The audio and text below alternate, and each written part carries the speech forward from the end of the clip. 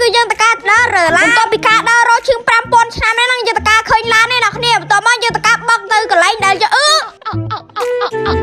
កន្លែងនេះគឺយើងបានដល់កន្លែងដែលយើងត្រូវធ្វើវីដេអូតាមគេអញ្ចឹងណាតើឥឡូវចាំអត់មើលអ្នកគ្នាតើឥឡូវដាក់1 2 3ដាក់គេមួយបុក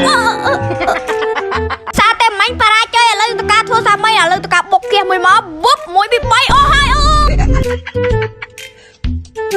តើលុកតើលើម្ដងនេះដឹងបាន 100% អ្នកគ្នាលើតកាដាក់មកចាំគះពេញសិនអ្នកគ្នាចាំគះពេញសិនអូខេគះពេញហើយ1 2 3ទៅដាក់គះ1 2 3ឡើងហើយអូអ្នកគ្នាគឺថាជោគជ័យដែរអ្នកគ្នាហើយវីដេអូក៏មានប៉ុណ្ណឹងដែរសំប្រេមមកព្រីផ្លូវអ្នកគ្នាចង់ដល់នោះគេឃើញមកឡាយទូប្រមើលដែរបានខាងវិសាបញ្ជូស្តគាត់ថាលឺរហ័សទៅចេះសុខភាព 100%